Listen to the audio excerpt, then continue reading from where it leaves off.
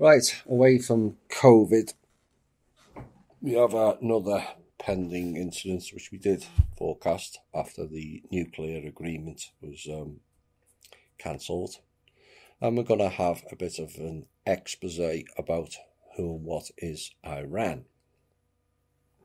And also some intel of behind the scenes agency skullduggery to boot. So, Iran will not accept preconditions from a new Biden administration over its nuclear program, and that the US must return to a 2015 deal before talks can take place, it is said, according to the foreign minister of Iran. Now, Javad Zarif said the US had its own commitments that must be implemented. Now, the President-elect Biden has said he will rejoin the nuclear deal and lift sanctions if Tehran returns to strict compliance with the nuclear deal. And both sides want the other to readopt the agreement terms before discussions.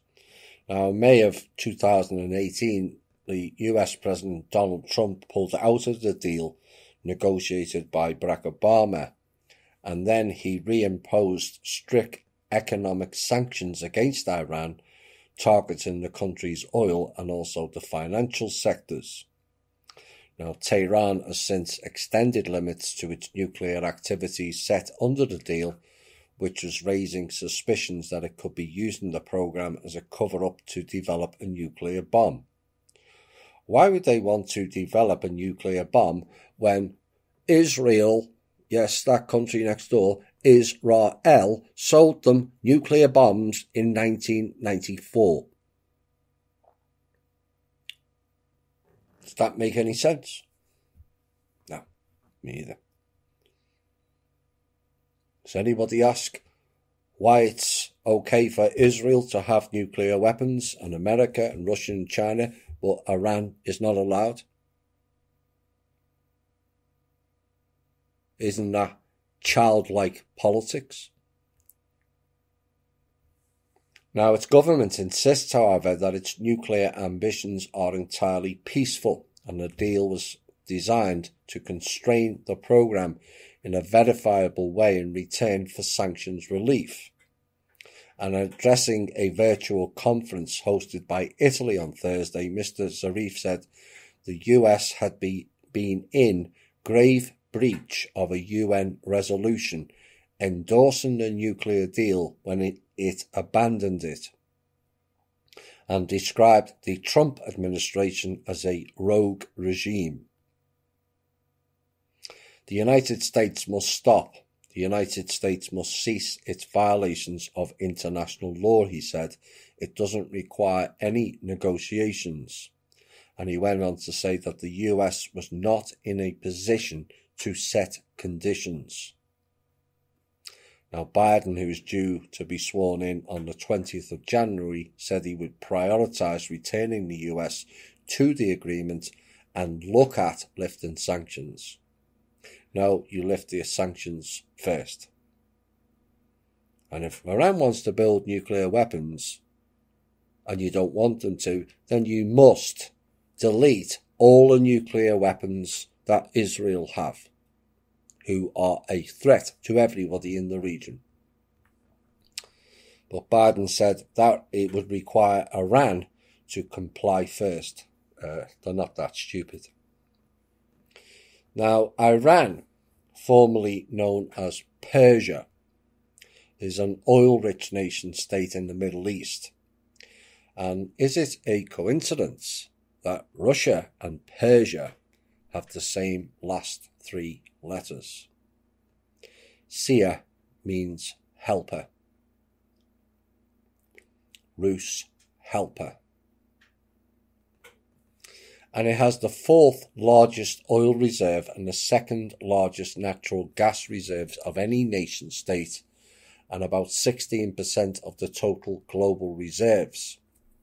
Now, Iran's fossil fuel wealth has made it a target for decades, and it was on a list of 7 countries which the retired 4-star General Wesley Clark stated that the US military had plans to invade.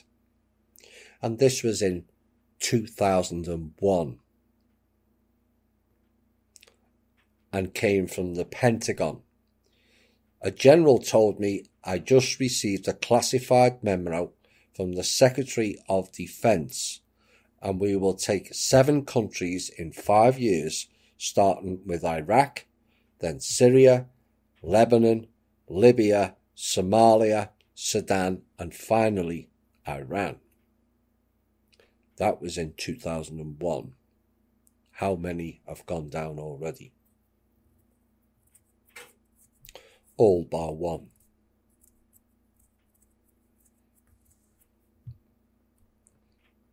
But this was planned as far back as 1951.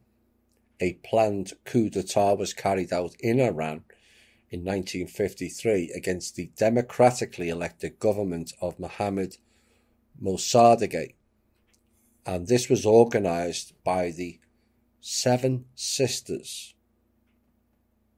and then carried out by a small group within MI6 and the CIA, motivated largely by the huge profits of extracting Iranian oil.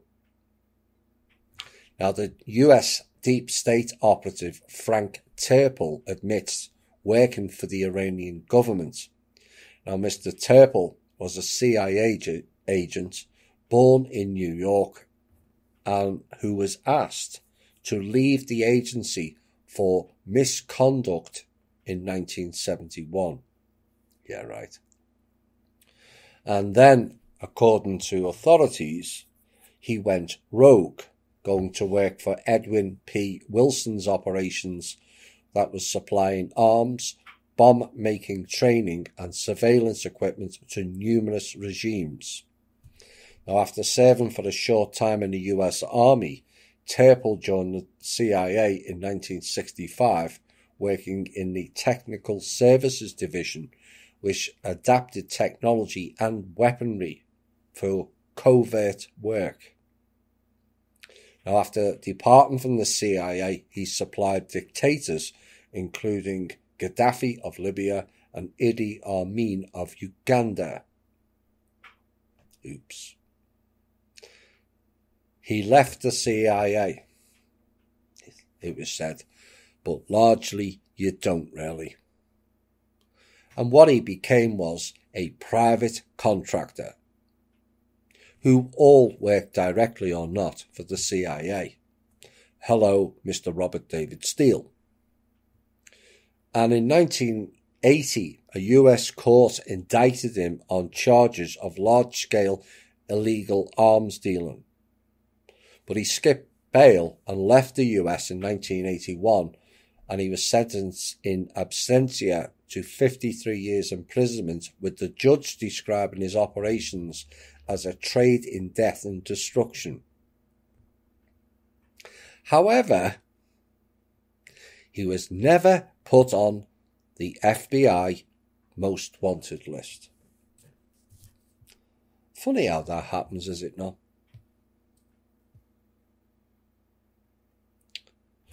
Mr. Terpel then moved to Lebanon, offering his services to Yasser Arafat of the PLO.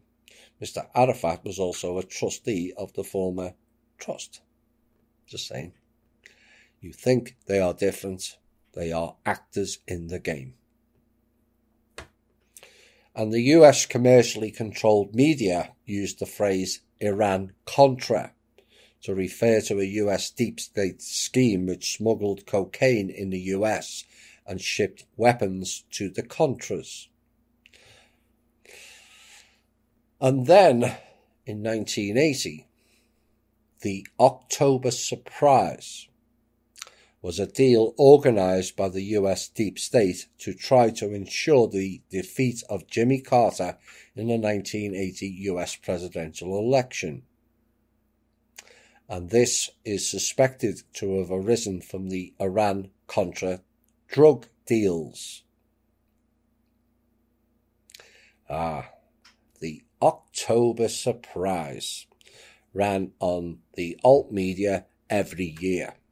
And it's all happening, except the October Surprise is a deep state term, like Kraken is a deep state term and a CIA project name, just like Project Avalon, Project Camelot, and Project Able Danger, all CIA project names.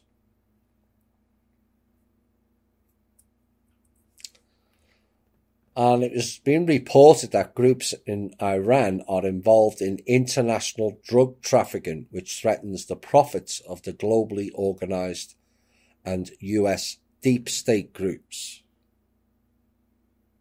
All faction fighting, I told you this. And he stated in 2014 that cocaine is being transferred to Sierra Leone, where it is exchanged for diamonds. And with the diamonds they purchase arms. And this triangle, Hezbollah, Syria, Iran, gets in the way of the Americans. They take the view that eliminating Syria as an Arab partner of Iran, whether relations with Iran are good or bad, Iran will be weaker and it will be easier to get an agreement with them. Now you know why they are in Syria. The removal of the Assad regime therefore became objective number one for the Americans and likewise for Saudi Arabia and Israel. They are the same people. They may be separate countries. They won't be soon unless people wake up. Go and check the map. In 2018, the New York Times headlined a story, Iran eases death penalty for drug crimes, saving potentially thousands of lives, which cited anonymous activists as claiming that an elevation of the drug minimums for a capital sentence could save potentially 5,000 lives.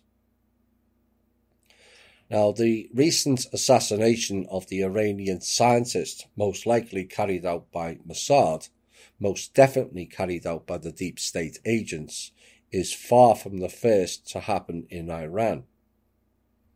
In January 2010, Mossad Ali Mohammadi was killed by a remote-controlled bomb strapped to a motorcycle. In November 2010, Majid Sharia was killed after a motorcyclist attached a bomb to his car in Tehran. In July 2011, Dariush Rezaineja was killed by gunmen. In January 2012, Mustafa Ahmadi Roshan died after people on a motorcycle again attached metallic bombs to his car. It seems that motorcycles are a popular choice for assassination events, are they not? Remember the motorcyclists chasing Princess Diana in France before she died?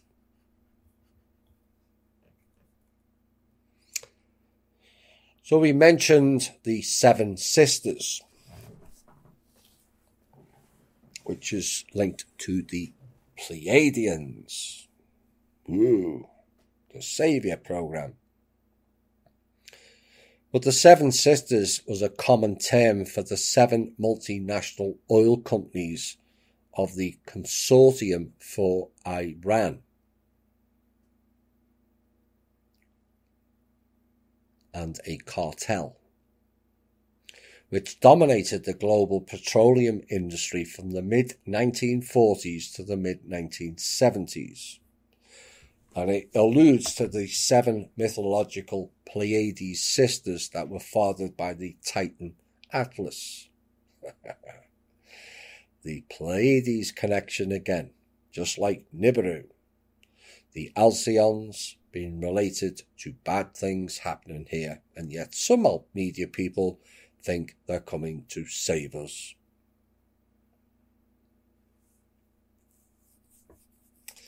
Now, the business usage of the Seven Sisters was popularised in the 1950s by businessman Enrico Mattei, who was then the head of the Italian state oil company Eni. And the industry group consisted of, all very familiar names, the Anglo-Iranian Oil Company, which is now BP, brought to you by the Sesame Street characters of COVID, and Gulf Oil, later part of Chevron, Royal Dutch Shell, Standard Oil Company of California, SoCal, now Chevron, Standard Oil Company of New Jersey, Esso, later Exxon, Standard Oil Company of New York, Socony, later Mobil, now ExxonMobil, and Texaco later merged into Chevron also. Now, preceding the 1973 oil crisis, the Seven Sisters controlled around 85% of the world's petroleum reserves. Since then, industry dominance has shifted to the OPEC cartel and state-owned oil and gas companies in emerging markets and economies such as Saudi Aramco, Bush, Gazprom, Russia, Black Sun, China National Petroleum Corporation, National Iranian Oil Company, PDVSA, Venezuela, Petrobras, Brazil, and Petronas, Malaysia. In 2007, the Financial Times called these the new Seven Sisters. And then we come to a key player in the region, and Lebanon and the attacks on Lebanon, and a person by the name of Ziad K. Abdelnour, who is a Lebanon-born American financier who reached an out-of-court settlement with the SEC in 2013 that saw him fined $25,000 and banned from dealing in securities for 5 years. Now, he continues to work for Black Hawk Partners, which he started in 2006. Black Hawk, Black Rock, Black Dragon, Black Sun, all one and the same. And in 2000, he was an author of a policy paper advocating the removal of the Syrians from Lebanon that was endorsed by a number of people with close ties to Bush advisors, including Richard N. Pearl, who was a Reagan administration Assistant Secretary of Defense. Mr. Pearl, born in and born to. Douglas J. Feith, born to and one of the architects of the plan to invade Iraq, and David Wormser, also born to, an advisor to the draft dodger and Darth Vader himself, the then Vice President Dick Head Cheney on the Middle East. Now, Ziad Abdelnour, in November of 2005, said this: Iran's going to be finished, and every single Arab regime that's like this will be finished, because there's no room for us capitalists and multinationalists in the world to operate with regimes like this. It's all about money and power and wealth, and democracy has to be spread around the world. Those who want to espouse globalization are going to make a lot of money, be happy, their families will be happy. And those who aren't going to play this game are going to be crushed, whether they like it or not. This is how we rule, and this is how it's going to be as long as you have people who think like me. And then he said this on the same day. The end justifies the means. I don't care about how it's done. The important thing that it is done. I do not rule out force. I am not against force. If it's an option, it will be an option. We have absolutely no problem with heavy US involvement in Lebanon on an economic level, military level, political level, and security level, whatever it is. Israel is the 51st state of the United States.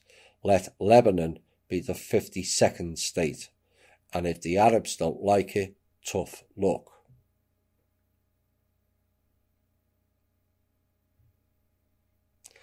Iran is a long-time target of the Hebrew Anunnaki masquerading as Jews. Just how many born in and born to people at the top are all advocating for this? And the question is why? Because they have done this for at least the last 110,000 years is why.